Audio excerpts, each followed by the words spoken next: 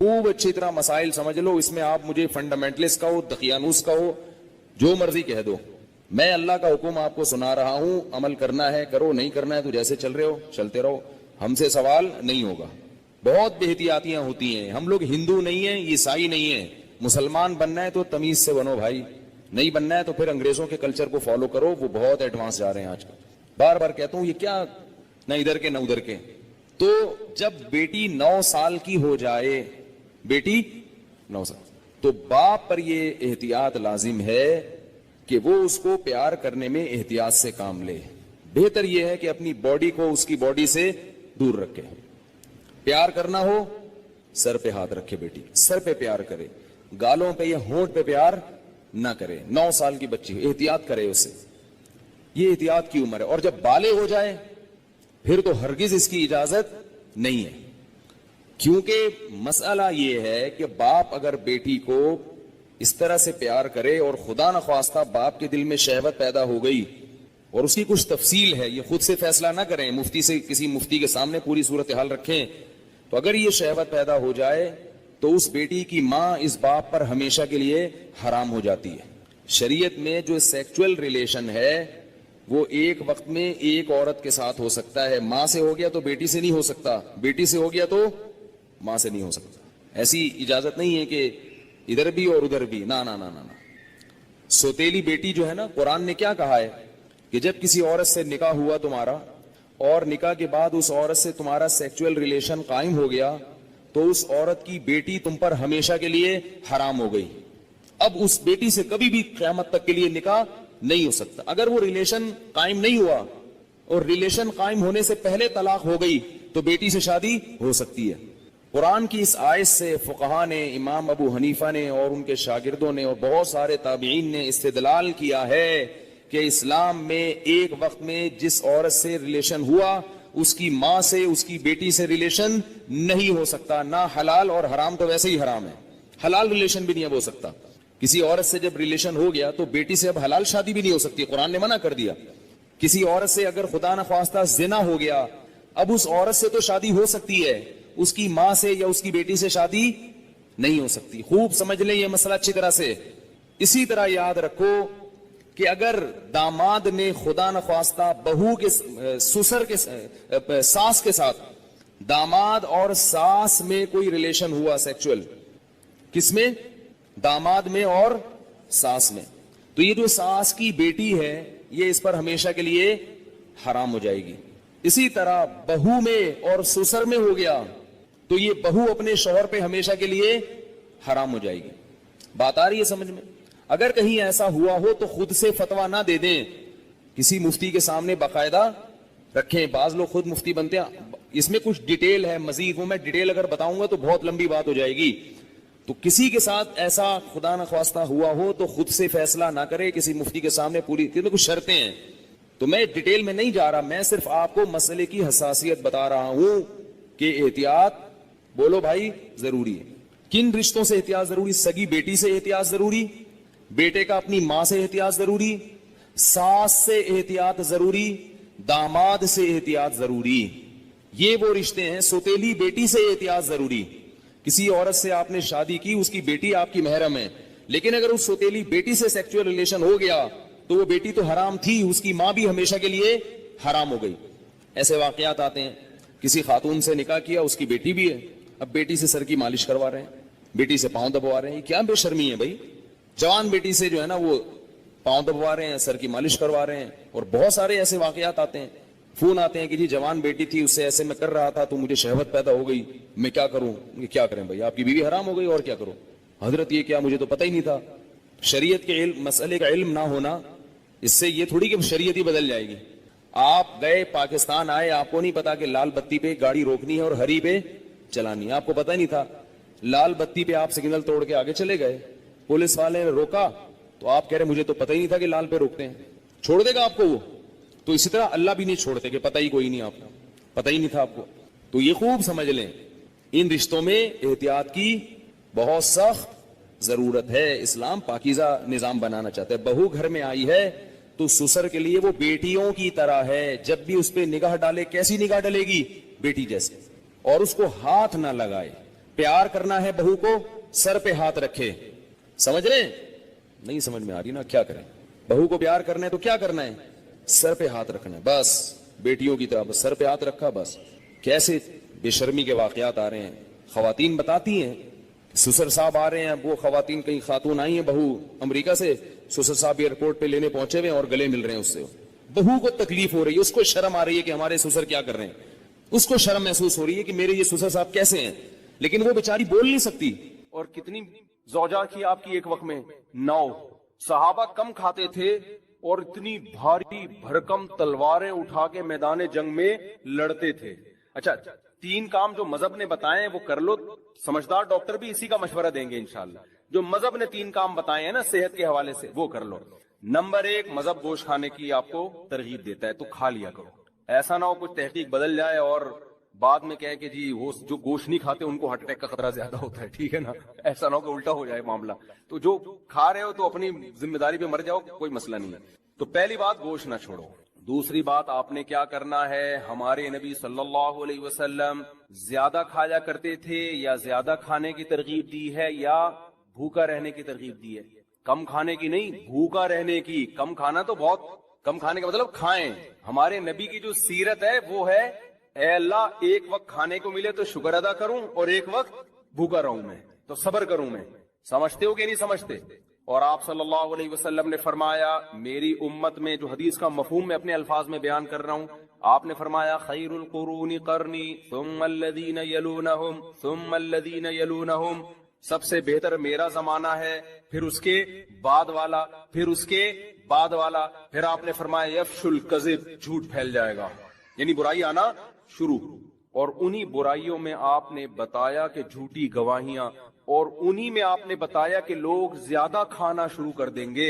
ये नहीं फरमाया कि हराम खाना शुरू कर देंगे, ना ना ना ना, हलाल खाएंगे मगर ज्यादा। तो ज्यादा खाने को भी किस में शामिल किया जा रहा है? बुराई में शामिल किया जा रहा है। यानी उम्मत इतनी बुरी हो जाएगी, खूब खाना शुरू कर देगी, खाना बहुत खाएगी। तो कम खाने की तरगीब है, कम खाने की तरगीब है। इतनी तरगीबात है ना कम खाने की कि हमें तो अपने बारे में ऐसा लगता है कि यार पता नहीं हमारा होगा क्या। नहीं, अगर हम पैगंबर सल्लल्लाहु अलैहि वसल्लम से क़यामत के दिन मिले और अपने पराठों के, हमने किसी ने बता दिया कि ये 2 पराठे सुबह नाश्ते में खाया करते थे, तो उम्मीद तो है कि इंशाल्लाह इन चीजों पे पकड़ नहीं होगी। ये तरगीबी चीजें, कोई वाजिब हुक्म नहीं है, लेकिन हम जाएंगे कहाँ?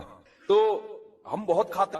और कितनी ज़ौजा की आपकी एक वक्त में 9 सहाबा कम खाते थे और इतनी भारी भरकम तलवारें उठा के मैदान जंग में लड़ते थे। अच्छा, 3 काम जो मजहब ने बताए वो कर लो, समझदार डॉक्टर भी इसी का मशवरा देंगे इंशाल्लाह। जो मजहब ने 3 काम बताए हैं ना सेहत के हवाले से, वो कर लो। नंबर 1, मजहब गोश्त खाने की आपको तरगीब देता है तो खा लिया करो। ऐसा ना हो कुछ तहकीक बदल जाए और बाद में कहे कि जी वो जो गोश्त नहीं खाते उनको हार्ट अटैक का खतरा ज्यादा होता है, ठीक है ना? ऐसा ना हो कि उल्टा हो जाए मामला। तो जो खा रहे हो तो अपनी जिम्मेदारी पे मर जाओ, कोई मसला नहीं है। तो पहली बात, गोश्त ना छोड़ो। दूसरी बात, आपने क्या करना है, हमारे नबी सल्लल्लाहु अलैहि वसल्लम ज्यादा खाया करते थे या ज्यादा खाने की तरगीब दी है या भूखा रहने की तरगीब दी है? कम खाने की नहीं, भूखा रहने की। कम खाना तो बहुत कम खाने का मतलब खाएं। हमारे नबी की जो सीरत है वो है, ऐ अल्लाह एक वक्त खाने को मिले तो शुक्र अदा करूं और एक वक्त भूखा रहूं मैं, तो सब्र करूं मैं। समझते हो कि नहीं समझते? और आप सल्लल्लाहु अलैहि वसल्लम ने फरमाया, मेरी उम्मत में, जो हदीस का मफहूम मैं अपने अल्फाज में बयान कर रहा हूं, आपने फरमाया खैरुल कुरूनी करनी सुम्मल्लज़ीना यलूनहुम सुम्मल्लज़ीना यलूनहुम, सबसे बेहतर मेरा जमाना है, फिर उसके बाद वाला, फिर उसके बाद वाला। फिर आपने फरमाया यफशुल कज़िब, झूठ फैल जाएगा, यानी बुराई आना शुरू। और उन्हीं बुराइयों में आपने बताया कि झूठी गवाहियां, और उन्हीं में आपने बताया कि लोग ज्यादा खाना शुरू कर देंगे। ये नहीं फरमाया कि हराम खाना शुरू कर देंगे, ना ना ना ना, हलाल खाएंगे मगर ज्यादा। तो ज्यादा खाने को भी किस में शामिल किया जा रहा है? बुराई में शामिल किया जा रहा है। यानी उम्मत इतनी बुरी हो जाएगी, खूब खाना शुरू कर देगी, खाना बहुत खाएगी। तो कम खाने की तरगीब है, कम खाने की तरगीब है। इतनी तरगीबात है ना कम खाने की कि हमें तो अपने बारे में ऐसा लगता है कि यार पता नहीं हमारा होगा क्या। नहीं, अगर हम पैगंबर सल्लल्लाहु अलैहि वसल्लम से क़यामत के दिन मिले और अपने पराठों के, हमने किसी ने बता दिया कि ये 2 पराठे सुबह नाश्ते में खाया करते थे, तो उम्मीद तो है कि इंशाल्लाह इन चीजों पे पकड़ नहीं होगी। ये तरगीबी चीजें, कोई वाजिब हुक्म नहीं है, लेकिन हम जाएंगे कहाँ? तो हम बहुत खाते हैं भाई, बहुत खाते हैं। نبی صلی اللہ علیہ وسلم کی خدمت. یہ میں ٹاپک کمپلیٹ کرتا ہوں, جب چل پڑا ہے نا اتنا ہو گیا تو اس کو مکمل. آپ نے جو بھائی موضوع دیا وہ کہاں گئے بھائی نے پرچی دی تھی, وہ میں اس پہ ضرور بیان, آپ جمعے کے بیان میں آتے ہیں, میں انشاءاللہ اس پہ ضرور, میرے ذہن میں پہلے سے یہ ٹاپک تھا, میں اس پہ ضرور بات کروں گا انشاءاللہ. تو خوب سمجھ لو. دیکھو نبی صلی اللہ علیہ, ابھی صحت کی بات چلی ہے نا, تو اکارڈنگ ٹو اسلام کیا کہتا ہے اس بارے میں, وہ چند چیزیں نوٹ کر لو تو وہ آپ کو زندگی پر فائدہ پہنچائیں گی. نبی صلی اللہ علیہ وسلم نے فرمایا کہ دو آدمیوں کا کھانا, ایک آدمی کا کھانا دو کے لیے کافی ہے. طعام الواحد یکفی الاثنین, ایک آدمی کا کھانا دو کے لیے کافی ہے. یہ صحیح حدیث ہے. جتنے میں دو آدمی, ایک آدمی سیر ہوتا ہے نا, اس میں اصل میں دو کے لیے کافی کا کیا مطلب, سیر تو نہیں ہوتے, لیکن جتنی آپ کو انرجی چاہیے, جتنا آپ کو زندہ رہنے کے لیے, ایک مناسب لائف گزارنے کے لیے جتنی خوراک چاہیے, تو جتنا ایک آدمی کھا رہا ہے وہ کتنے کھانا شروع کر دیں, دو کھانا شروع کر دیں, دو کافی ہو جائیں گے. اور ہمارے ہاں جتنا ایک کھاتا ہے, جتنا ایک کو کی خوراک ہے تو وہ دو کی کھاتا ہے. وہ اس حدیث پہ کیسے عمل کر رہا ہے, الٹا. جتنا ایک میں سیر ہو جاتا ہے نا, حدیث تو کہہ رہے ہیں تم ایک میں جتنا پیٹ بھر جاتا ہے تو آدھے میں اس کا آدھا کر دو. اور میں آپ کو بتاؤں, جب آپ آدھا کرو گے نا, پھر جو آپ گوشت کی یخنی پیو گے, ہو جو ہمارے نبی نے یوم نہر میں, مزہ آئے گا آپ کو. صحیح ہے نا, مزہ آئے گا, مزہ آئے گا. تو آدھا کر لو اس کو. اور نبی صلی اللہ علیہ وسلم کی خدمت میں ایک کافر آیا, آپ صلی اللہ علیہ وسلم اکرام کرتے تھے, چاہے مسلم ہو غیر مسلم. آپ صلی اللہ علیہ وسلم نے اس کو دودھ پلایا. ہمارے ہاں دودھ پیا جاتا ہے ناشتہ کرنے کے بعد, دو پراٹھے کھانے کے بعد, پھر آپ ایک گلاس دودھ پیتے ہیں اور کہتے ہیں کہ کیلشیم ملے گا, فیٹ ملے گا. کچھ بھی نہیں ملے گا اس سے, ٹھیک ہے, اس کی کھانچے کہیں ہیں ہی نہیں جہاں جا کے یہ فٹ. ہم جو نبی کی سیرت میں دودھ دیکھتے ہیں نا, اس میں دو چیزیں نظر آتی ہیں ہمیں. ایک تو شدید بھوک میں, بھوک مٹانے کے لیے دودھ پیا گیا ہے, یعنی دودھ ایز اے کھانا استعمال کیا گیا ہے. ہمارے ہاں دودھ کو کھانا بولتے ہی نہیں ہے. دودھ جب شدید بھوک لگ رہی ہوگی نا, تو پہلے خوب بریانی اور نہاری طبیعت سے پھوڑنے پھاڑنے کے بعد پھر کہیں گے, کیونکہ حکیم صاحب نے کہا کہ رات کو دودھ پی کے سونا چاہیے, لہذا پھر دودھ پی کے سو کے ایک دن دھماکے کے ساتھ پھٹ پھٹا کے ہلاک ہو جائے گا. تو ہم نبی کی سیرت میں دیکھتے ہیں, غزوہ احد میں دیکھو نا, سب صحابہ کو شدید بھوک تھی, تو حضرت ابو ہریرہ رضی اللہ تعالیٰ عنہ کو نبی نے حکم دیا, یہ دودھ کا ایک پیالہ آیا ہے نا. شدید بھوک تھی صحابہ کو, دو تین دن کے سے بھوک لگ رہی تھی, پیٹ پہ پتھر باندھے ہوئے تھے. تو آپ نے کیا فرمایا, حضرت ابو ہریرہ کہتے ہیں کہ ایک ہی پیالہ تھا, تو نبی صلی اللہ علیہ وسلم نے حکم دیا کہ دائیں طرف سے پلانا شروع کرو. تو کہتے ہیں میں نے سوچا کہ میں اتنا مجھے بھوک لگ رہی, میرے سے میں تو کچھ بھی نہیں آئے گا, اللہ نے برکت اتنی رکھی تو سب نے سیر ہو کے پیا اس کو. حضرت ابو ہریرہ کے برکت دے دی اللہ نے, ایک معجزہ نبی کا ظاہر ہوا. حضرت ابو ہریرہ نے پیا, کہتے ہیں اور پیو, سیر ہو گئے حضرت ابو ہریرہ رضی اللہ تعالیٰ عنہ. اس طرح کی اور بہت ساری ہمیں مثالیں ملتی ہیں کہ شدید بھوک میں, بھوک کس سے مٹائی ہے, دودھ سے. پھر دودھ جزو بدن بنتا ہے اور ایسا ٹھا کر کے جا کے باڈی کو لگتا ہے نا. تو دو چیزیں نبی نے بھوک میں استعمال کیا, دوسری چیز تازہ دودھ استعمال کیا آپ صلی اللہ علیہ وسلم نے, بوائل دودھ نہیں استعمال کیا, یعنی جہاں تک ہماری معلومات ہے تازہ دودھ. اب میرے یہ کلپ چلایا گیا, کسی نے کہا دیکھو لوگوں کو کچا دودھ پینے کا مشورہ دے رہا ہے جراثیم والا, تو دودھ کچا جب پیو جو فوراً نکالو اور فوراً پی جاؤ. اگر رکھ لیا تو پھر کچے کا نہیں, ہم بھی کہتے ہیں بھائی وہ تو ڈاکٹر لوگ بولتے ہیں اس میں. اور پھر خاص طور پہ جو گوالا تو کچا بھی پلا رہا ہے نا, تو اس میں گوالا بھی تو دے رہا ہے نا دودھ. تو بھینس جتنا دے رہی ہے اس میں گوالا کا بھی اتنا اپنا خون پسینہ شامل ہے, گوبر کی چھینٹیں اور پتہ نہیں کیا کہ اس کو تو لازمی اپنی گائے ہو, اپنی بکری ہو, اور تمیز سے تھن دھو کے تمیز سے نکالا ہو تو وہ کچا ہی بہترین ہے. وہ آپ میرے مشورے پہ پی کے دیکھیں, آپ کو بوائل میں اور کچے میں زمین آسمان کا فرق لگے گا. آپ ایسے ٹماٹر ہونا شروع ہو جاؤ گے, پیٹ بہت اچھا ہو جاتا ہے, بہت سارے فائدے ہوتے ہیں.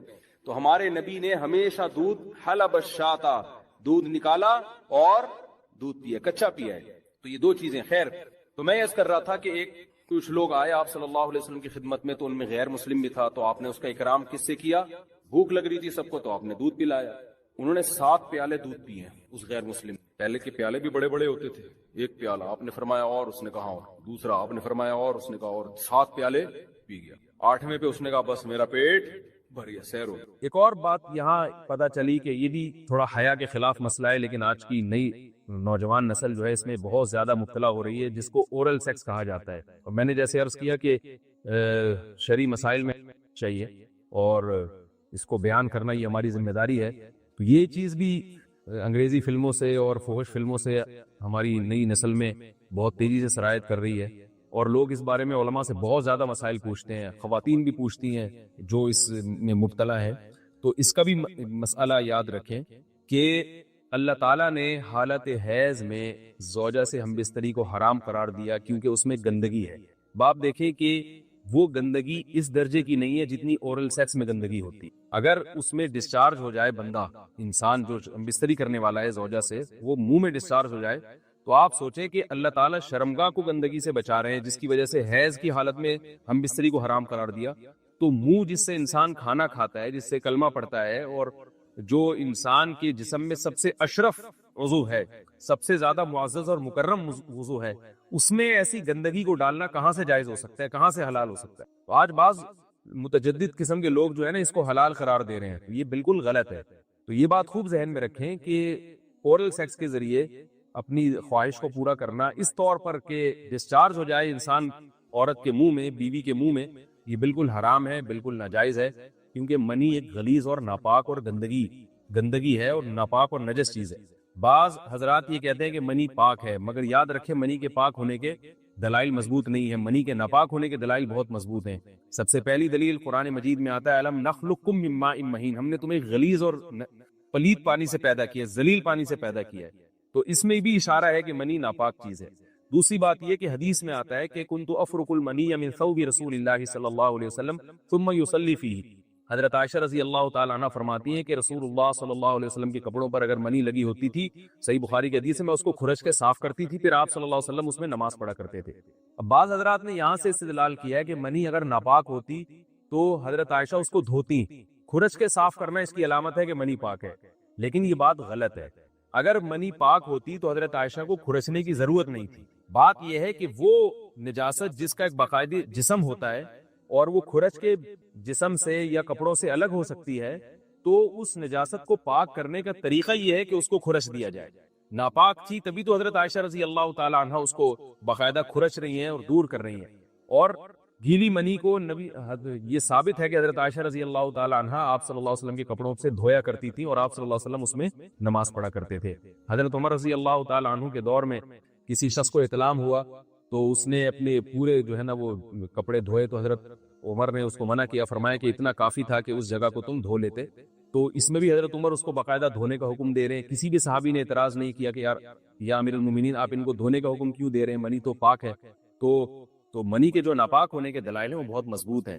باقی اس کو جو کھرچنے کا حکم ہے وہ اس لیے کہ منی کے پاک جو اگر خشک ہو جائے تو وہ کھرچ کے بھی پاک ہو جاتی ہے، اس کو پھر دھونا ضروری نہیں ہوتا. اس کی مثال ایسے جیسے حدیث میں آتا ہے، صحابہ کرام فرماتے ہیں کہ ہمارے تلواروں میں دشمن کا خون لگا ہوتا تھا تو ہم اس کو زمین پہ اچھی طرح رگڑ کے اسی کو لٹکا کے نماز پڑھتے تھے. تو دیکھیں خون بھی ایسی چیز ہے کہ جو سوکھنے کے بعد اس کی ایک پاپڑی سی جم جاتی ہے. تو حالانکہ خون کو بھی ناپاک مانا جاتا ہے، جمہور علماء کے ہاں خون ناپاک چیز ہے، لیکن صحابی کیا کر رہے ہیں، اس کو رگڑ کے زمین پہ اور جو اس کو اچھی طرح رگڑ کے جب اس کا اثر زائل ہو گیا تو اسی کو لٹکا کے نماز پڑھ رہے ہیں. تو جیسے خون ناپاک ہونے کے باوجود رگڑنے سے پاک ہو جاتا ہے، اگر کسی ایسی چیز پہ لگا ہو جو لوہے یا ایسی سخت چیز پہ، تو ایسے ہی منی اگر کپڑوں پہ لگی ہو، خشک ہو جائے تو اس کو اچھی طرح جب کھرچ دیا جائے تو وہ پاک ہو جاتی ہے. لیکن اس سے یہ ثابت نہیں ہوتا کہ منی پہلے سے ہی پاک ہے. ایک اور دلیل منی کے ناپاک ہونے کی یہ ہے کہ جو مدی ہے، ٹرانسپیرنٹ پانی جو مرد کے جسم سے نکلتا ہے، وہ اگر جسم سے نکل جائے تو غسل فرض ہو جاتا ہے، وضو فرض ہو جاتا ہے، اور منی نکل جائے تو غسل فرض ہوتا ہے. اب یہ کیسی بات ہے کہ مدی کے نکلنے سے جس سے وضو فرض ہو رہا ہے وہ تو ناپاک ہے، اور منی نکلنے سے جب غسل فرض ہو رہا ہے بڑی والی طہارت، اس کو ہم پاک قرار دیں. اس لیے امام ابو حنیفہ رحمہ اللہ تعالیٰ کا مذہب منی کے بارے میں کہ یہ نجاست غلیظہ ہے، اور امام مالک کا بھی یہی مذہب ہے. یہ مذہب بہت دلائل کے لحاظ سے قوی ہے. تو اس لیے عورت کے منہ میں ڈسچارج ہونا یہ بالکل حرام ہے، ناجائز ہے، گندگی ہے. اسلام میں اس کی قطعاً اجازت نہیں ہے. اور اگر ان ائمہ کا مذہب لیا جائے جو منی کو پاک سمجھتے ہیں، اس لیے میں یہ عرض کر رہا ہوں کہ بعض حضرات نے اس پہ فتویٰ دیا ہے کہ یہ چونکہ پاک ہے لہذا اگر یعنی کوئی شخص منہ میں بھی ڈسچارج ہو جائے تو یہ بھی جائز ہے. یہ 100% غلط فتویٰ ہے. اس لیے کہ جو حضرات اس کو پاک کہتے ہیں وہ بھی اس کو خبائث میں داخل کرتے ہیں، حرام چیزوں میں داخل کرتے ہیں. اس کا کھانا یا اس کا منہ میں ڈالنا وہ بھی جائز نہیں کہتے. تو اس لحاظ سے بھی یہ ناجائز ہے اور بہت ساری بیماریوں کا ذریعہ بھی ہے. دوسرا مسئلہ یہ ہے کہ اگر کوئی ڈسچارج نہیں ہوتا اورل سیکس کے ذریعے تو اس کا شرعی حکم کیا ہے؟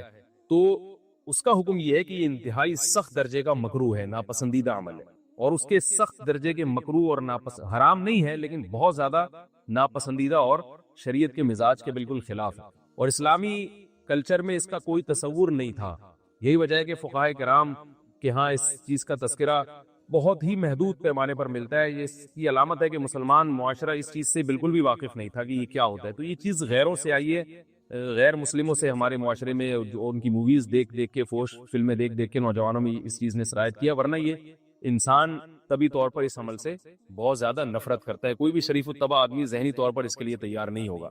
تو میں پھر بھی یہ کہہ رہا ہوں کہ بہرحال علماء اس کو ناجائز اور حرام نہیں سمجھتے, اس لیے کہ میاں بیوی ایک دوسرے سے جس طرح سے چاہیں استمتاع کر سکتے ہیں, لیکن سخت ناپسندیدہ بہرحال ہے اور مکروہ چیز ہے, اور اس قابل نہیں ہے کہ اس کی حوصلہ افزائی کی جائے. یہ اس کے بارے میں ہے کہ جب یعنی جو ہے وہ ادخال کیا جائے اس فم کے اندر, اس جو ہے مرد اس میں باقاعدہ جو ہے وہ تلذذ حاصل کرے. اگر ایسا نہ ہو بلکہ باہر سے استمتاع کیا جائے, جیسے بعض جگہ ایسا ہوتا ہے کہ کیا نام ہے, عورت کو اس چیز سے گھن آتی ہے کہ وہ اپنے منہ میں اس گندگی کو لے کر جائے, تو پھر بعض شوہر زوجہ کو مجبور کرتے ہیں کسنگ وغیرہ پر, تو یہ کم درجے کی کراہت ہے. یعنی یہ بھی ناپسندیدہ تو ہے مگر یہ اس درجے کا مکروہ, اس درجے کا ناپسندیدہ نہیں ہے. دوسری بات یہ کہ یہ جو میں نے پوری ڈیٹیل بیان کی ہے, یہ اس صورت میں ہے اس کے مکروہ اور ناپسندیدہ ہونا کہ عورت اس کے لیے ذہنی طور پر آمادہ ہو. یہ بات خوب یاد رکھیں, اگر عورت کو اس عمل سے گھن آتی ہے تو پھر مرد بیوی کو اس کام پر مجبور ہرگز نہیں کر سکتا, کیونکہ یہ نکاح کے جو ایگریمنٹ ہے, مقتضیات ہیں, اس کے خلاف ہے. یعنی یہ اس میں داخل نہیں ہے. عورت اپنے آپ کو ہم بستری سے تو نہیں روک سکتی, مرد جب چاہے گا بیوی سے ہم بستری کر سکتا ہے, عورت کو اجازت نہیں ہے. لیکن خاص اس عمل سے عورت مرد کو روک سکتی ہے اگر وہ ذہنی طور پر اس کے لیے آمادہ نہیں ہے. یہ تو میں نے اورل سیکس سے متعلق کچھ فقہی حکام بیان کیے ہیں. دوسری بات یہ, اس کا بھی مسائل پوچھے جاتے ہیں کہ بعض مرد اپنی زوجہ کو مجبور کرتے ہیں غیر فطری طریقے سے ہم بستری کرنے پر, پچھلے راستے پر ہم بستری کرنے پر. تو یہ بات یاد رکھیں کہ ایسی صورت میں عورت پر اصل حکم یہی ہے کہ وہ ایسے مرد سے طلاق لے لے اور اس کو اپنے قریب نہ آنے دے, کیونکہ اس میں نقصان یہ ہوتا ہے کہ اگر عورت اس کام کی مرد کو اجازت دے دے تو کچھ وقت کے بعد اس کی اپنی نیچر تبدیل ہو جاتی ہے, اپنی فطرت بدل جاتی ہے, اور اسے اسی غیر فطری کام میں لذت آنا شروع ہو جاتی ہے. تو اپنے آپ کو گندگی سے بچانا یہ بہت ضروری ہے. اور اگر وہ یہ سمجھتی ہے کہ طلاق کے بعد اس کے دوبارہ نکاح نہیں ہوگا, اس کی زندگی تباہ نہیں ہوگی, تو پھر سخت مجبوری میں اگر مرد اس کو دھمکیاں دیتا ہے مارنے کی یا طلاق کی, تو ایسی مجبوری میں پھر اللہ کی رحمت سے امید ہے کہ گناہ صرف مرد کے کندھوں پر ہوگا. ایک اور علمی نقطے کی بات ہمیں یہ پتہ چلتی ہے اس آیت میں کہ نساؤکم حرث لکم, اللہ تعالیٰ نے نکاح کا بنیادی مقصد حرث بتایا ہے, یعنی نسل بڑھانا. یہ جو فیملی پلاننگ والے آج جس دعوت کو لے کے چل رہے ہیں کہ بچے دو ہی اچھے, یہ جو پوری دنیا میں ایک تحریک چل رہی ہے, یہ قرآن و سنت کے 100% خلاف ہے. قرآن کے واضح نصوص اور احادیث تو اس بارے میں بہت ہی تفصیل سے ہیں. میری جو کتاب ہے ایک سے زائد شادیوں کی ضرورت کیوں, اس میں تقریباً 50 صفحے میں نے صرف اسی پر لکھے ہیں کہ اسلام نسل بڑھانے پر بہت زیادہ حریص ہے. اسلام چاہتا ہے کہ مسلمانوں کی نسل بڑھے, اور اس پر جو لوگوں کے اعتراض ہوتے ہیں کہ رزق کی تنگی ہوگی, تربیت نہیں ہو سکے گی, اس تحریر میں ان تمام باتوں کے جوابات ہیں. تو وہ تحریر پڑھی جا سکتی ہے. چونکہ یہاں اس تفسیر میں اتنا زیادہ وقت نہیں ہے کہ میں اس 50 صفحوں کی تحریر کا خلاصہ آپ کے سامنے بیان کروں, اس خلاصے میں بھی اچھا خاصا وقت لگ جائے گا.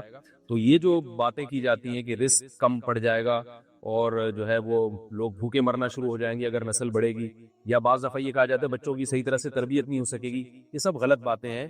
یہ اس کو کہتے ہیں نقطہ بعد الوقوع, کہ ایک کام الٹا پہلے ہم نے کر لیا ہے, اب اس غلط کام کو صحیح کرنے کے لیے ہم بہانے تلاش کر رہے ہیں. تو یہ نسل مسلمانوں میں جو کم ہوئی ہے اس لیے نہیں ہوئی ہے کہ بچوں کی تربیت نہیں ہو رہی تھی, بلکہ یہ میڈیا کے ذریعے جو پروپیگنڈا ہوا ہے, اس پروپیگنڈے سے متاثر ہو کر 2 بچوں والی پالیسی پر لوگ آ رہے ہیں. اب جب آ رہے ہیں تو اس کے پھر جو ہے نا وہ اس کو صحیح کرنے کے, اپنے غلط کام کو صحیح کرنے کے لیے بہانے تلاش کیے جا رہے ہیں کہ بھئی تربیت نہیں ہو سکتی ہے, اس آمدن میں ہم گزارا نہیں کر سکتے. تو یہ سارے دلائل کا جواب آپ کو میری انشاءاللہ اس تحریر میں ملے گا. بہرحال ہم چونکہ مسلمان ہیں, قرآن کو مانتے ہیں, سارے دلائل ایک طرف اور قرآن و سنت ایک طرف, جب اللہ تعالیٰ نے ہمیں بتا دیا کہ نساؤکم حرث لکم, عورت کا بنیادی مقصد دیگر جیسے بہت سارے مقاصد ہیں, ان میں بہت بڑا مقصد کیا ہے کہ وہ نسل بڑھانے کا ذریعہ بنتی ہے.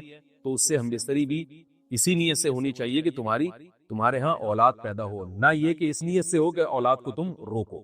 یہ دنیا کی محبت ہوتی کیا ہے؟ کل میرے سامنے میں لاہور میں جن کے یہاں ٹھہرا ہوا تھا نا, انہوں نے اپنا واقعہ بتایا کہ بہت غربت میں ان کا ٹائم گزرا ہوگا. انہوں نے بتایا کہ میری زوجہ نے اس شدید ترین غربت میں میرا بڑا ساتھ دیا. گھر میں کھانے کو روٹی نہیں. آج وہ بہت بڑے تاجر بن چکے ہیں. مجھے بڑا اچھا لگا یار, کوئی بیوی اتنا ساتھ دے رہی ہے غربت میں. کہہ رہے ہیں ایسا بھی ہوتا تھا کہ صرف روٹی ہے, اس کے ساتھ گھر میں سالن بھی نہیں ہے.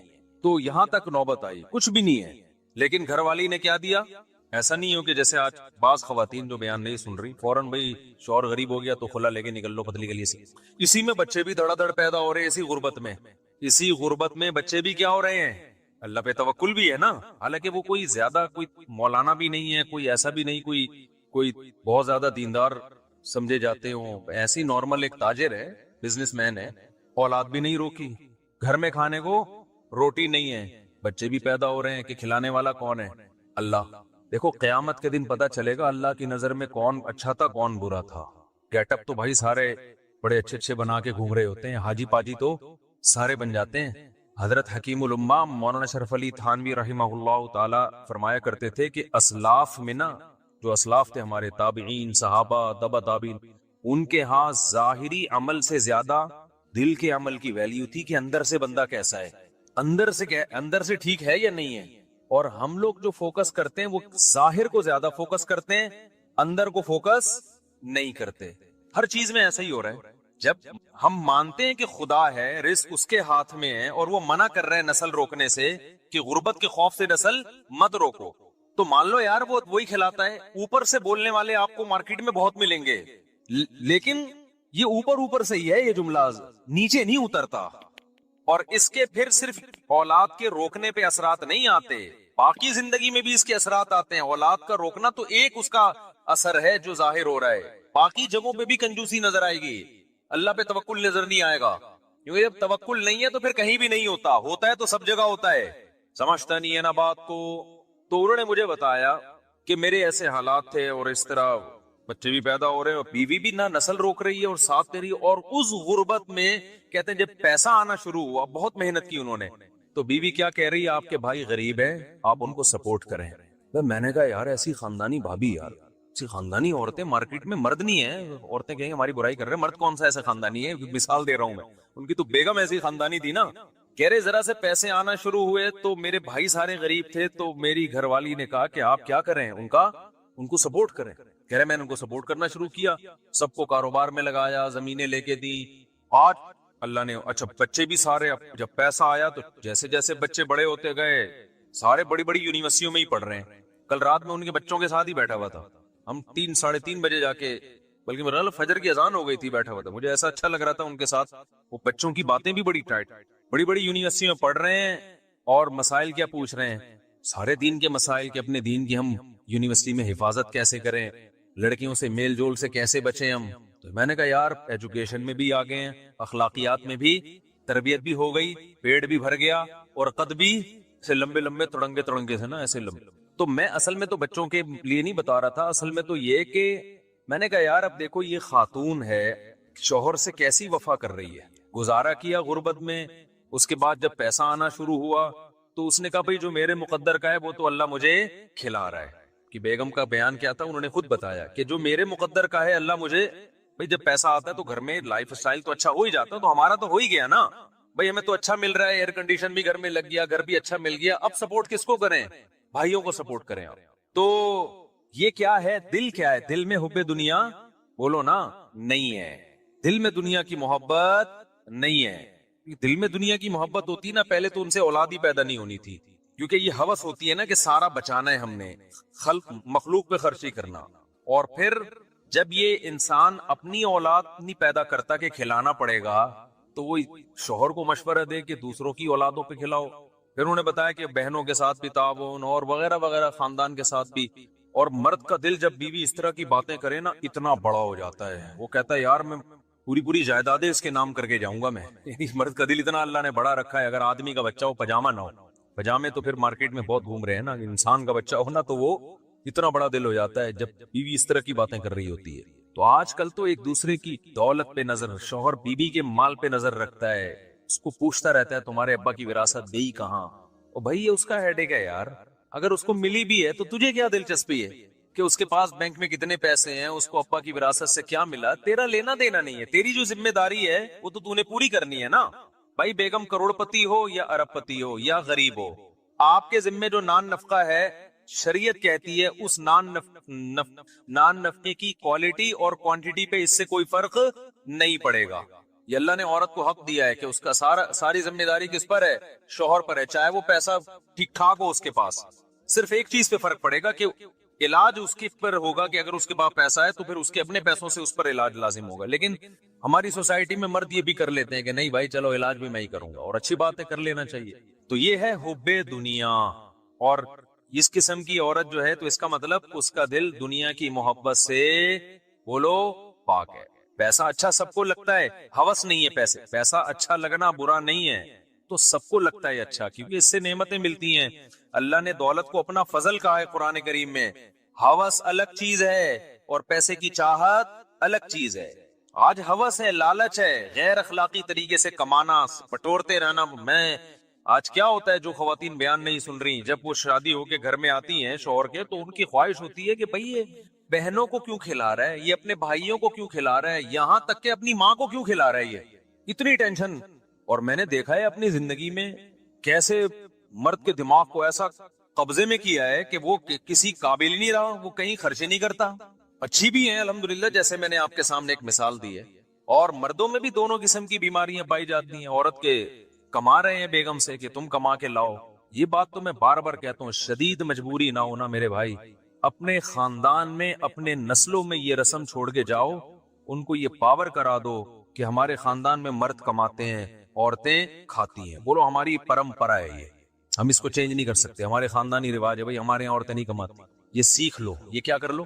میں کبھی نہیں دعویٰ کرتا کہ میں جو باتیں کرتا ہوں میرا بھی 100% عمل ہے اس پہ. میں تو اللہ سے دعا کرتا ہوں اللہ جو باتیں کر رہا ہوں مجھے اس پر عمل کی توفیق دے. میں تو بار بار کہتا ہوں بھائی میں آپ لوگوں کو کوئی نصیحت کرتا ہوں اس نیت سے کہ مجھے بھی اللہ عمل کی توفیق دے, لیکن کچھ باتیں بتانی پڑتی ہیں تاکہ آپ کو یہ نہ لگے کہ یار یہ پھینک رہا ہے لمبی لمبی نا. جب اس پر آزمائش آئے گی نا تو پھر دیکھیں گے ہم. اللہ بچائے ہمیں آزمائشوں سے. میں نے بتایا مجبوری کے حکام تو الگ ہے. اب قحط پڑا ہوا ہے تو پھر تو بیگم جاب کر رہی ہے, مرد کی جاب نہیں, وہ تو ایک مجبوری ہے نا. بھیک مانگنے سے تو بہتر ہے کہ کوئی تو کما لے. تو میرے تو آمدن بھی بل بہت کم تھی اور میرے 3 گھر تھے, عرصے سے تو میرے 3 ہی چلے آ رہے ہیں نا. تو آپ کا کیا خیال ہے, مجھے ضرورت نہیں پڑی ہوگی اتنے بچوں کو پالنے کے لیے کہ بیگم کو میں اجازت دے دوں بھائی. اور جاب بھی کہاں, مدرسے میں پڑھانے کی, اسکول میں پڑھانے کی. میں نے کہا نہ, مدرسے میں پڑھانا ہے تو بھائی فری پاکٹ میں. کیوں بھائی, ہماری خاندان میں یہ اب تک چلا آ رہا ہے اور آئندہ ہم اپنی نسل میں چلائیں گے. بھائی ہمارے خاندان میں کمانا کس کا کام ہے؟ مرد کا. عورت کا کام کیا ہے؟ کھانا. اس پہ ہمیں کیا ہے بھائی؟ فخر. نہیں آئی بات میرا خیال ہے سمجھ میں؟ تو یہ رسم چھوڑ کے جاؤ بھائی. ہم لوگ کیا نہیں عورتیں کماتی ہیں, ہم لوگ کیا مرد کماتے ہیں. خدا کی قسم ایسا اچھا خاندانی نظام چلے گا نا تمہارا, اتنا ٹائٹ نظام چلے گا. بچے تمیز سے پلیں گے, بچے پیدا بھی تمیز سے ہوں گے, ان کو ماؤں کی محبتیں بھی پوری ملیں گی اور تمہیں بیویوں کی محبت بھی پوری ملے گی. ایک دفعہ اگر عورت کے ہاتھ کی کمائی مرد کے منہ کو لگ جائے نا, بہت اپاہج بن جاتا ہے. اس کو ایسے مزے لگ جاتے ہیں نا فری پھوکٹ کے کھانے کے. کیونکہ جن قوموں میں یہ رواج آیا ہے نا, دیکھو کچھ برائیاں ایسی ہوتی ہیں ان میں بریکیں نہیں ہوتی, وہ ہمیشہ بڑھتی ہیں. مثال کے طور پر ابھی جاپان کے بارے میں رپورٹ آئی کہ نسل ختم ہوتے ہوتے جاپان کا دیوالیہ ہونے والا ہے. ابھی رپورٹ ہی ہے جاپان میں, پتہ ہے آپ کو, ان کے بچے پیدا ہونا ختم ہو گئے نا, تو بڈھے بڈھے بڈھے وہ اتنے تنگ آئے ہوئے ہیں جاپانی. سویڈن کا صدر تو ایک دفعہ تقریر میں رو پڑا تھا کہ ہمارے یہاں بڈھے بڈھے ہو رہے ہیں. وہ تو کورونا نے کچھ فضل کیا, بہت سارے بوڑھوں کو شارٹ کر دیا, ورنہ تو وہ پاگل ہو گئے تھے کہ بھئی کوئی کما تو رہا نہیں ہے, سارے کھا ہی رہے ہیں بیٹھ کے. تو وہ باہر سے لوگوں کو بلاتے ہیں, لیکن ان کی اپنی قومیں ختم ہو رہی ہیں. ایسا کیوں ہوا؟ جب انہوں نے فیملی پلاننگ کو شروع کیا تو ان کے ذہن میں یہ نہیں تھا کہ یہ یہاں جا کے بند ہوگا. ان کا خیال تھا ابھی ہم 2, پھر ہم کہیں گے اب 3 کر دو, پھر دوبارہ 2 پہ آ جاؤ. یہی تھا نا. ابھی تو ہماری آبادی بہت ہے تو ہم ایسا کرتے ہیں 2 پہ لے آتے ہیں, بلکہ 1 پہ لے آتے ہیں تاکہ آبادی ذرا سے بھی نہ بڑھے. پھر تھوڑے دنوں میں ہم 2 پہ لے آئیں گے, پھر ہم 3 پہ لے آئیں گے. جب کم ہونے لگے گی تو ایک تمیز سے چلیں گے. یہ کیا مسلمانوں کی طرح کہ برساتی مینڈکوں کی طرح بچے پیدا ہو رہے ہیں ان کے. وہ ہمیں یہ کہتے تھے خرگوش کی طرح بچے ہو رہے ہیں, کوئی پلاننگ نہیں ہے اور کوئی اس کے لیے وہ غربت سے مرے جا رہے ہیں, پیٹرول مہنگا ہو رہا ہے اور پھر بے فارم میں ایک نیا بچہ آ گیا. جی بے فارم کے فارم نہیں ہے ان لوگوں کے پاس, اتنا غریب ملک, کاغذ باہر سے ادھار لے رہی ہے, وہ بچے ہی ڈالے جا رہے ہیں اس میں. یہ ایک جاہل قوم, وہ ہمارے بارے میں یہ کہتے ہیں. ہم نے دیکھو کیسے مینج کیا سسٹم کو اور کیسے زبردست. کچھ گڑبڑیں ایسی ہوتی ہیں کہ وہ آپ شروع کرتے ہیں, کنٹرول میں آپ کے نہیں ہوتی. تو یہ ہوا ہے ان لوگوں سے. اب ناروے ایک بچہ پیدا کرنے پر 24 لاکھ रुपए दे रहे पाकिस्तानी. یہ 24 लाख पिछले साल की रिपोर्ट है जब करेंसी की, अब तो वो शायद 30-35 लाख बन चुके हो. आप नॉर्वे की नेशनलिटी लो और कोई काम ना करो वहां जाके, सिर्फ यही करो, मिलते रहेंगे आपको. वो कह रहे हैं हमारी कौम बढ़े, नेशनलिटी नहीं है फिर नहीं देंगे. वो कहेंगे जब हमारी कौम का बंदा बन गया तो फिर होगा. तो ये क्यों हो रहा है वहां पे नस्लें? और 50-60 साल के बाद आप देखोगे जापान में पश्तो चल रही होगी इंशाल्लाह. आप देखोगे पश्तो होगी कि हमारे जो पश्तून ताजिर हैं पेशावर से और अफगानिस्तान बहुत जा रहे हैं वहां पे. चपली कबाब दबा के खुला हुआ होगा, मेड इन जापान चपली कबाब है. हकीकत बता रहा हूँ आपको, आप मजाक ना समझो. लेकिन आपको इसलिए भी यकीन नहीं आ रहा कि 50 साल बाद हम जिंदा ही नहीं होंगे. अगली नस्लें अगर ये हमारा बयान सुनेंगी तो वो कहेंगी तो जापान तो है ही पठानों का मुल्क, तो मुफ्ती साहब ये बातें कैसी करके गए हैं. तो 50 साल के बाद 60-70 साल के बाद माहौल चेंज हो चुका होगा ना, तो कहेंगे इसमें हंसने की क्या बात है यार. ये इतना मुफ्ती साहब इस बात को बयान करके अचंभे, ये जापान तो है ही, जापान खान उसने बनाया था ये. क्योंकि जब चेंज, बहुत से कंट्री ऐसे हैं जिनमें जो असल कौमें थी वो खत्म हो चुकी हैं. यूनान जो है ना, यूनान, इसके बारे में आप हिस्ट्री उठा के देखें, इन्होंने बहुत सदियों पहले फैमिली प्लानिंग पे अमल किया तो इनकी नस्ल घटते घटते असल कौम ही खत्म हो गई है. दूसरी कौम है जिसको यूनानी कहा जाता है, अपने ही हाथों मर गए, खत्म. वजह क्या है कि जब आप ग्रोथ रेशो को कम करते हैं ना, तो आपको लोगों का ये जहन बनाना पड़ता है कि बच्चे जब कम होंगे तो आपकी जेब पे बोझ कम आएगा, उनकी तरबियत आसान होगी. ये बोझ है बच्चे. एक दफा आपके जहन में, आपको उनके दिमाग में ये डालना पड़ता है कि ये नेमत नहीं है, ये क्या है, ये बोझ है. ये सॉफ्टवेयर इंस्टॉल किए बगैर कोई नस्ल रोकता नहीं है.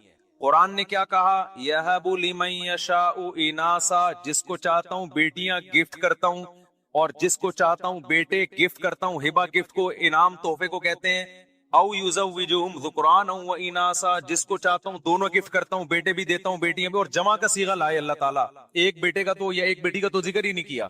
और अरबी में जमा कम से कम 3 अफराद, यानी कम से कम 6 से तो निसाब शुरू हो रहा है. अब कुरान ने जो सॉफ्टवेयर डाले सहाबा और ताबीन के जहन में, जो इंस्टॉल किए, वो ये कि औलाद गिफ्ट है. अब बताओ, गिफ्ट को खर्च करने में, लेने में प्लानिंग होती है या खर्च करने में प्लानिंग होती है? मिसाल के तौर पर एक बंदा आया मेरे पास, एक लिफाफे में 50,000 रुपए दिए, मुफ्ती साहब ये गिफ्ट है. मुफ्ती साहब ने गुन्ने बन के यूं करके डाल लिए चेक. उधर से आया 50,000 गिफ्ट, यूं करके डाल लिए. उधर से आया 1 लाख गिफ्ट. होता नहीं है ऐसे, वो खुश तो होने दो ना. उधर से आया, अच्छा नात खानों को बड़े पैसे मिलते हैं. कल मैं जलसे में गया ना, बड़ी प्यारी नात पड़ी बंदे ने, बड़ा मजा आया. लेकिन जब कोई अच्छा शेर पढ़ता, लोग आते हैं, ये लोग चुपके से मुट्ठी में पैसे रख के. हमारा 2 घंटे बयान हुआ, हमने बड़ी अच्छी अच्छी बातें की, लोग एकदम जोश में आते हैं, लेकिन कोई हिल भी नहीं रहा. हमने कहा चलो यार, नात खानों के मजे बहुत है. अच्छा इधर से 50,000 आ रहे हैं. अब कोई कहे मुफ्ती साहब इतने पैसे ले रहे हो, बगैर प्लानिंग के पैसे ही आते चले जा रहे हैं, ये तो ठीक नहीं है. मैं कहूंगा आए जितने भी, इसके लिए प्लानिंग की जरूरत नहीं है. प्लानिंग की जरूरत होगी खर्च करने में. ये प्लानिंग का मौका नहीं है, क्योंकि गिफ्ट तो जितने आ जाए अच्छा है भाई, जितने आ जाए. लॉकर बड़ा बनवा लूंगा मैं, एक और अकाउंट खुलवा लूंगा मैं, जेबें बड़ी करवा लूंगा मैं. गिफ्ट कभी कोई नहीं रोकता. प्लानिंग गिफ्ट लेने में नहीं की जाती, गिफ्ट को खर्च करने में की जाती है. कि ऐसे ही उड़ाओ नहीं, अब इतने आ गए हैं तो अब शादी तो हो नहीं सकती, अब क्या करें हम इससे. पहले तो प्लानिंग आसान थी मेरे लिए. अब भाई ऐसा करते हैं कि बच्चों को हम जरा और अच्छे स्कूल में डाल देते हैं, जरा और तगड़ी फीसें हो जाएंगी उनकी, और ये कर देते हैं, ये कर देते हैं. हाँ, बगैर प्लानिंग के उड़ाना शुरू कर दोगे तो ये नेमत की नाकदरी. तो अल्लाह मियां ने कुरान में जो हमें सॉफ्टवेयर इंस्टॉल किए ना, मुसलमान सोसाइटी को जो कुरान पढ़ते हैं, उनको ये बताया कि औलाद ये बोझ नहीं है, बल्कि ये क्या है, गॉड गिफ्टेड है. ये खुदा की तरफ से गिफ्ट है. अब जब गिफ्ट है तो गिफ्ट आने में प्लानिंग नहीं होती, जब आ गए तो फिर प्लानिंग करनी है, ताकि जाया ना हो कि इसको डॉक्टर बनाना है, इसको आलिम बनाना है, इसको मुफ्ती बनाना है, इसको क्या बनाना है, इंसान का बच्चा बनाना है, कैसे बनाना है, कौन से स्कूल में भेजें, किस बुजुर्ग के पास भेजें, किसके बयान सुनाएं, चर्सियों में बैठ रहे हैं तो उससे कैसे बचाएं हम इसको, सुबह शाम ऐसा ना हो पबजी खेलते खेलते जिंदगी गुजर जाए. तो प्लानिंग, उस औलाद का क्या इस्तेमाल है, इसमें प्लानिंग होगी.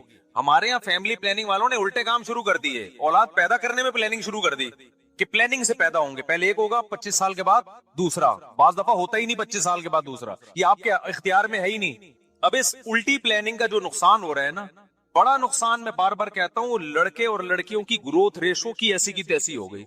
अब जिसको, सबको 2 बच्चे चाहिए, तो जिसको बेटा मिल गया वो तो नस्ल रोकेगा, जिसको नहीं मिला वो 5-5, 6-6 बेटियां हो जाती है बेटे की लालच में, वो 6 बेटियों के बाद जाके नस्ल रोकेगा. बेटे 1 या 2 और बेटियां 6-6. تو یہ تو سارا فطری نظام کی ایسی تیسی ہو گئی کہ نہیں ہو گئی؟ آپ کہہ سکتے ہو کہ چائنا اور جاپان اور انڈیا ان دونوں کنٹریز میں فیملی پلاننگ پر عمل ہوتا ہے، تو ان میں تو گروتھ ریشو ایسا نہیں ہے کہ لڑکیاں بہت زیادہ لڑکے کم، بلکہ وہاں تو لڑکیاں ہی شارٹ ہیں. تو بھائی وہ ایک اور ظلم کر رہے ہیں جس کا خدا آخرت میں انتقام لے گا. وہ یہ کہ لڑکیوں کو ماں کے پیٹ میں مار دیا جاتا ہے پیدا ہونے سے پہلے، ورنہ اگر وہ پیدا ہونے دینا تو وہاں لڑکیاں ہی لڑکیاں ہوں. اتنی عورتیں پیدا ہو جائیں، مرد مارکیٹ سے شارٹ ہو جائے ان کے، کیونکہ جس فیملی میں ایک بیٹا ایک بیٹی ہو گئی وہ روکے گا نسل، جس کے 2 بیٹے ہو گئے وہ بھی روک لے گا، کیونکہ بیٹے کی ضرورت لوگوں کو بیٹی سے زیادہ ہوتی ہے. خود ماؤں کو بیٹا چاہیے ہوتا ہے. آپ دیکھ لیں ہماری سوسائٹی میں 5 بیٹیاں 6 بیٹیاں 7 بیٹیاں، کس چکر میں یار؟ اس چکر میں کہ شاید اگلی دفعہ بیٹا ہو جائے. وہ نہیں ہوا تو سارا سیٹ اپ جب آپ فطرت کے کام میں ٹانگ اڑاتے ہو تو الٹا پلٹا ہوتا ہے. تو میں اس کر رہا تھا کہ اسلام نے جو سافٹ ویئر ہمیں ہمارے دیے، جو قرآن پڑھتے ہیں، قرآن پر ایمان رکھتے ہیں، وہ یہ کہ یہ نعمت ہے. لہذا جب آپ کے دماغ میں یہ آ گیا نا، یہ سافٹ ویئر انسٹال ہو گئے کہ نعمت ہے، تو پھر آدمی کیا چاہے گا؟ میری اولاد زیادہ ہو. یہ کافروں کو بھی یہی پتا تھا کہ اولاد زیادہ ہونا نعمت ہے. یہی وجہ ہے کہ قرآن کافروں کو کہتا تھا کہ تم اگر اطاعت کرو گے تمہیں اللہ کثرت سے اولاد دے گا. یمددکم باموال وبنین، یہودیوں کو اللہ کہتے ہیں ہم نے کہا کہ جب تم اطاعت کرو گے کثرت سے اللہ تمہیں اولاد دے گا. اور قرآن کہتا ہے شعیب علیہ السلام نے اپنی قوم سے کہا کہ اللہ کی نعمت کو یاد کرو، وکثرکم، اللہ نے تمہاری آبادی بہت بڑھا دی ہے، یہ اللہ کی نعمت ہے، اس پہ شکر ادا کرو. فیملی پلاننگ والے ہوتے اس زمانے میں، وہ کہتے یہ بڑھا دیے، یہ تو ٹینشن ہے ہمیں. تم اس کو کہہ رہے ہو اللہ کا شکر ہے، ہماری تو بڑی ہوئی آبادی کیا ہے؟ ٹینشن. پیغمبر کہہ رہے ہیں بڑی ہوئی آبادی تمہارے لیے اللہ کی نعمت ہے، شکر ادا کرو. تو اب جب سافٹ ویئر انسٹال کر دیے کہ یہ بوجھ ہے، تو پھر یاد رکھو کچھ دنوں تک ایسا لگتا ہے کہ 2 ہونے چاہیے، اس پہ آپ قوم کو لائیں گے، لیکن اگلا اسٹیپ پہ قوم خود آئے گی، آپ نہیں لائیں گے. وہی کہ جب بوجھ ہے تو پھر 2 کے بجائے کتنے ہونے چاہیے؟ 1. پورا اس پہ سیٹ ہو گیا آگے. پھر 1 بھی ہے تو بوجھ ہی نا، وہ ہے کیا؟ وہ بھی کہتے ہیں بوجھ ہے، کہتے ہیں ہونا چاہیے، لیکن وہ 50 سال یا جب ہم بڈھے ہونے لگیں گے اس وقت شادی کریں گے، پھر 1 ہونا چاہیے. تو یہ ایک ایسی چیز ہے جس پہ شروع آپ کرتے ہیں، پھر یہ آپ کے کنٹرول میں نہیں رہتی. بالکل وہ قصہ ہے کہ وہ جو میں نے بتایا نا کہ دریا میں کمبل بہتا ہوا جا رہا تھا، وہ اصل میں ریچھ تھا، منہ اندر تھا تو اوپر سے لگ رہا تھا کمبل. تو ایک آدمی لالچی تھا، اس نے کہا میں جاؤں گا اس کمبل کو نکال کے لاؤں گا. لوگوں نے کہا طوفانی دریا ہے، کمبل چھوڑ دے، ہم تجھے بازار سے دلا دیں گے. اس نے کہا نہیں، اتنی قیمتی چیز میں چھوڑ نہیں سکتا. لالچی تھا، دریا میں ڈبکی لگائی اور کمبل کو جا کے پکڑا تو وہ ریچھ تھا، ریچھ نے اس کو پکڑ لیا. اب وہ اس کو بھاگے لے کے جا رہا ہے. دور سے لوگوں کو سمجھ میں نہیں آ رہا یہ کمبل کے ساتھ بہتا کیوں جا رہا ہے. تو لوگوں نے چیخ مار کے کہا نالائق ڈوب جائے گا، کمبل کو چھوڑ دے. تو یہ کہتا ہے میں تو کمبل کو چھوڑ رہا ہوں، کمبل مجھے نہیں چھوڑ رہا. تو کچھ برائیاں ایسی ہیں سوسائٹی میں، آپ شروع کرتے ہو کہ ایک پلاننگ کے تحت ہوں گی، لیکن پھر آپ اس کو چھوڑنا چاہتے ہو، قوم پھر اس کو نہیں چھوڑتی. یورپ میں پہلے زیادہ بچوں پہ فخر کیا جاتا تھا، ان کے حکمرانوں نے اور جو ان کے وحی کے نور سے جو عاری لوگ تھے، مذہب سے دشمن لوگ تھے، انہوں نے یہ باور کرایا کہ کم بچے ہونے چاہیے. نتیجہ کیا نکلا کہ انہوں نے کہا ٹھیک ہے جی کم ہونے چاہیے. اب وہ کہہ رہے ہیں زیادہ ہونے چاہیے، لیکن وہ کمبل کو وہ چھوڑنا چاہ رہی ہے ان کی قومیں، لیکن کمبل اب ان کو چھوڑنے کے لیے تیار نہیں ہے. وہ جو سافٹ ویئر ایسے انسٹال ہو گئے ہیں، وہ سافٹ ویئر کسی سے ریموو ہی نہیں ہو رہے. اب وہ سمجھ میں آ رہی ہے بات کہ نہیں آ رہی؟ وہ اب ریموو ہی نہیں ہو رہے، ڈیلیٹ کا بٹن ہی اڑ گیا ہے وہاں سے.